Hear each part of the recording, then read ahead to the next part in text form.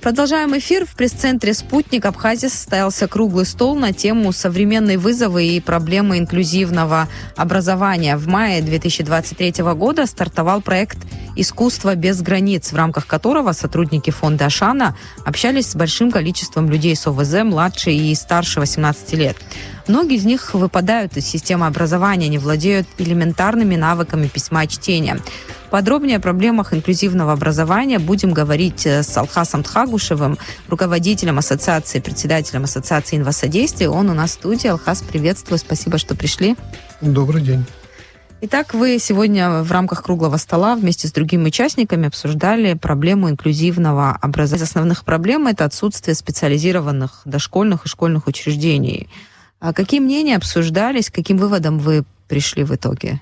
Если мы говорим об инклюзивном образовании, то здесь не о специализированных, прежде всего, учреждениях школьных и дошкольных должна речь идти, а о том, как обычные школы сделать доступными для людей с разными особыми потребностями.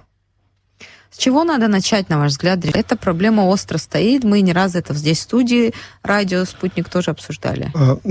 Можно сказать, с одной стороны, что стихийно инклюзия происходит в Абхазии. То есть таких примеров все больше. И если еще каких-то 20-25 лет назад это было совсем нулевой какой-то такой уровень, наша организация, например, работает с 95-го года и активно вопросами школ и вообще системы образования мы где-то в 2000 году начали заниматься. Это очень большой период, и мне есть чем сравнивать. Конечно, динамика определенная есть, но проблема в том, что все равно сегодня, если мы говорим о таких сложных формах инвалидности, от 80 до 90% таких детей, они вне системы образования.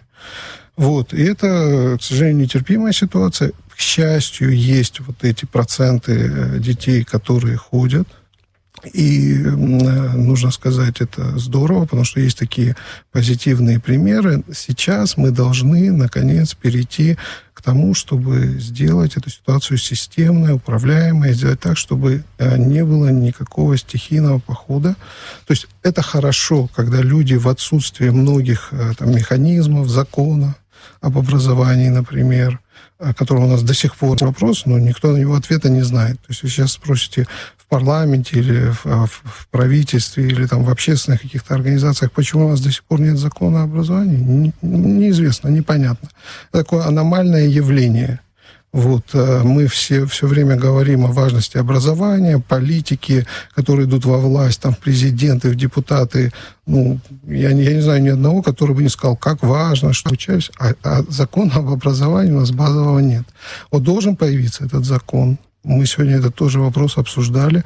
Закон что дает? Он дает возможность приоритизации. И он дает возможность условно маме, папе, у которых ребенок есть с особыми потребностями, не ходить с протянутой рукой. Чтобы у нас была норма, которая обязывает всех нас в этом направлении поработать немного. Но, опять же, нужно понимать, что школы, например, у нас постоянно какие-то школы ремонтируются, причем капитально ремонтируются. То есть деньги выделяются. И эти деньги тратятся таким образом, что по факту, по итогу мы получаем опять недоступные школы.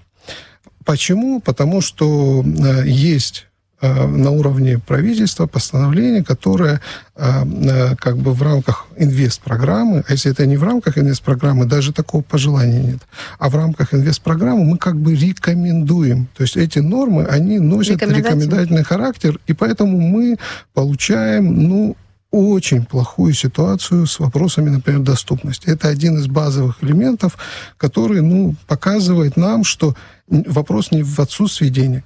Когда вы строите школу и тратите 150-200 миллионов, компонент доступности, он предполагает нагрузку, может быть, в 1,5-2 миллиона, не больше.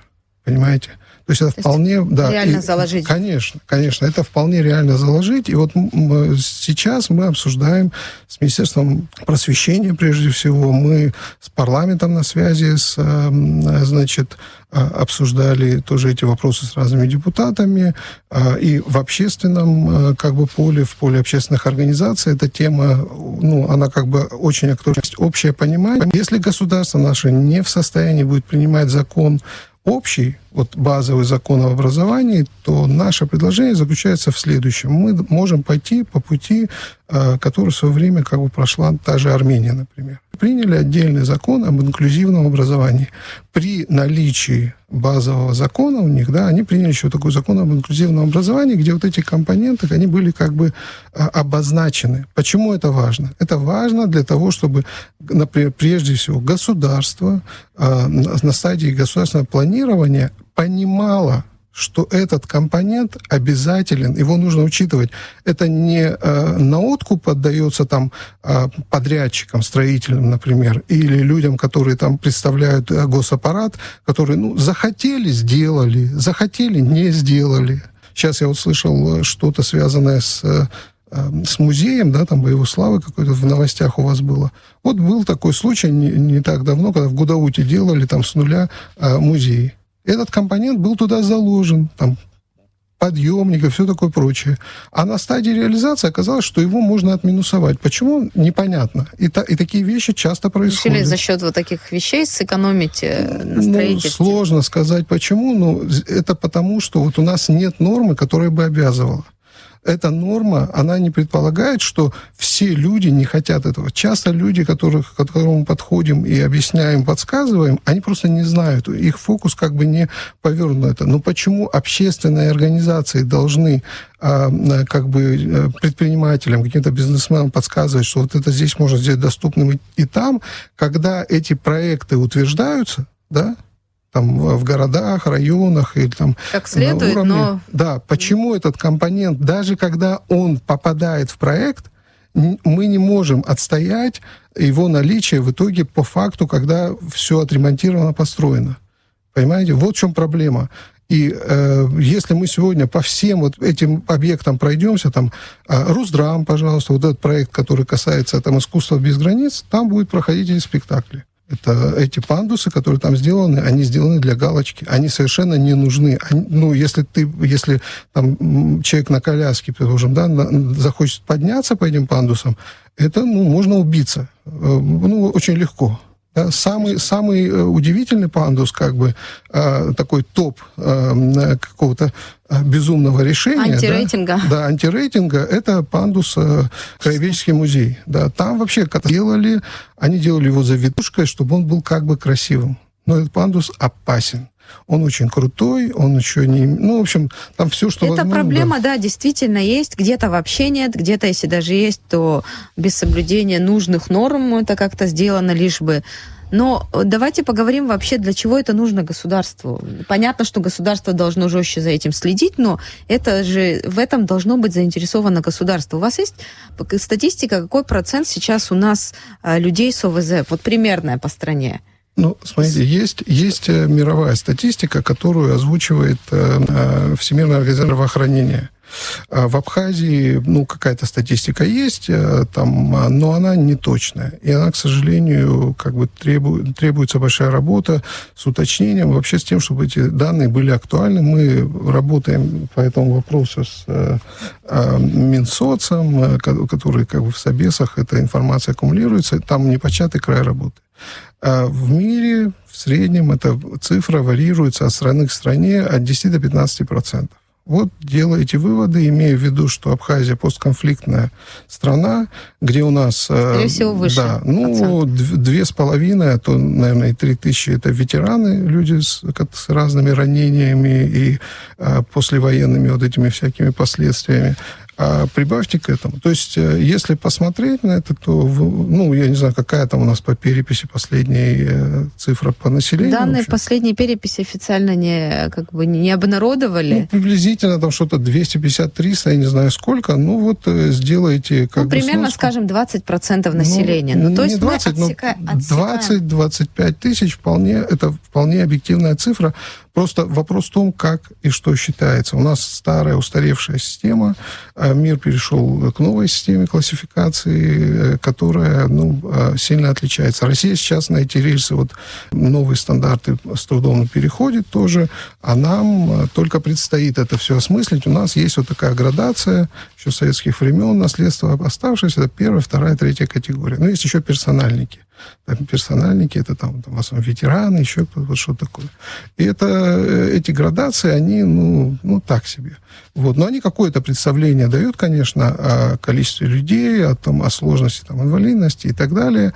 Но что касается, скажем, инклюзивного образования, сегодня ни один человек вам не скажет, сколько по факту детей. Мы знаем приблизительно картину такую, что у нас не более 20% детей с сложными формами инвалидности охвачены системой образования. Хорошо, мне хочется поговорить о последствиях. Мы отсекаем этот процент населения от возможности получать не просто образование, от возможности в будущем трудиться, где-то обеспечивать свои нужды. То есть государство лишает даже, можно сказать, себя этой возможности. Нала, вы зрите в корень прекрасный вопрос, в котором и корень правильного ответа. То есть помимо морально-этических каких-то вещей есть, с экономической получается так, что инклюзивный подход, он намного более выгодный. То есть вы представьте себе, человек, которого мы не послали в школу, он сидит дома, он является обузой для семьи. Это по факту так. Человек нигде не работает, он не сможет работать нигде. Да любой человек, не даже не работающий конечно. Человек, это обуза, естественно. Конечно, человек, который вне системы образования, я не знаю, он может грузчиком пойти работать, каким-то чернорабочим, возможно, если он не образован, да. Если, например, у тебя еще инвалидность, то, соответственно, ты являешься, Или, когда мы делаем так, что человек получает образование, этот человек потом трудоустраивается, да? Это, конечно, не сразу все делается, но мировая практика показывает, что эти люди становятся налогоплательщиками. То есть из проблемы они превращаются в вполне себе активных членов общества. Для этого, конечно, нужно культивировать этот инклюзивный подход. И вопрос, реабилитации, вопрос техническими средствами, вопрос доступа к школе, к информации – он потом дает результатом что человек не является обузой, а он, сидя на коляске, он может быть, я не знаю, кем угодно, ученым может быть. У меня был такой курьезный случай, когда в году, наверное, сейчас боюсь обмануть, начало 2000-х, пришла женщина из Собеса, и мы сверяли, у нас была более точная база данных, по людям с инвалидностью, разным каким-то категориям, типа колясочники и так далее, маломобильные. И мы с ней сидим и за компьютером работаем. И я вижу, что как-то она напряженно немного как-то смотрит. Я говорю, вас что-то смущает? Говорю, вижу, что как-то она не в своей тарелке. Вы знаете, говорит, я когда-то вашей маме дала справку такую, что, что вы по жизни недееспособны, что вы никогда не сможете нигде работать. То есть по стандартам всем, во время войны я получил ранение, сел на коляску. То есть стандартная процедура какая? Приходит человек, ему говорят, все, да, конечно. То есть жизнь активная закончилась. Он будет доживать, этот парень, что-то. А тут, говорит, я к вам прихожу, говорит, мне так неудобно. Я говорю, слушайте, вы же не могли этого знать. Такая... например, вам пример. Да. И здесь вопрос, мы можем сегодня уже в Абхазии, к счастью, таких позитивных историй, прям крутых, да, очень много. Давайте вспомним Леона Лакарба, который преподает ВАГУ, который прямо мега крутой специалист в своей области, к которому люди идут, и что... Обучает людей. Да, если бы в свое время... скажем... не смог бы учиться? Если бы в свое время, его мама сверхусилиями не прошибала эти стены и не дала образование своему сыну, чем бы он сейчас занимался? А обученный человек, он на коляске. Он очень крутой специалист, и он очень ценится Я таких примеров вам могу назвать очень немало, да? То есть при всем при этом, нужно понимать, что у нас много пожилых людей, То есть вообще мировая тенденция такая, что человечество, оно, стареет, потому что система образования, здравоохранения, как бы соцзащита, она улучшается. И если раньше уровень как бы продолжительности жизни была там одной, то сейчас она значительно выросла. Эта проблема, она, я думаю, что она... мировая, И, соответственно, мы что можем сказать? Что часто у нас происходит такая дикость, от которой мы должны уходить. Когда там пожилой человек, скажем, упал или что-то с ним случилось, и он оказался... И почему-то он прописывается в категорию лежачих больных. С чего вдруг? Слушайте, какие-нибудь там пенсионеры, в старости, и как бы сбережения, будучи, я понимаю, что у нас с нашей пенсии особо не разгуляешься, но по Абхазии там можно куда-то ездить, гулять и так далее, даже если... А часто стереотипы не позволяют людям, скажем, сесть на коляску, поехать, что лучше сидеть все время безвылазно там в кровати находиться дома? Зачем? И вот такие примеры у нас, вполне частые, что там ходунки какие-то взять и пройтись по улице. То есть в какой-нибудь Европе эти пожилые люди, они идут в магазин, они что-то покупают. Таким образом они ведут активный образ жизни. А у нас как бы... И мультипликативный эффект для экономики. Конечно. Мы с вами недавно как раз обсуждали инклюзивный туризм. Тоже это в продолжение. Это как раз цепочка. Это как раз тема такая, что помимо того, что инклюзивный подход местных людей сделает более активными, и они будут в итоге не обузой, а налогоплательщиками, и все это как бы разгружает и семьи, и так далее. Кроме этого, извините, этот туризм, давайте посмотрим на наш город, который уставлен машинами, где нет никаких тротуаров, ничего.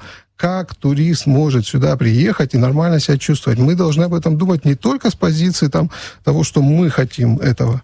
Нам нужно думать с позиции того, что мы вот сейчас обсуждаем, что у нас был люди, которые обеспеченные приезжали. Страна дальше развивалась. Мы сегодня, конечно, говорим об инклюзивном образовании, но это глобальная для всей страны тема, которая напрямую связана с экономикой страны. Однозначно. Алхаз, спасибо вам большое, что нашли время, уделили, пришли к нам. Спасибо, что позвали.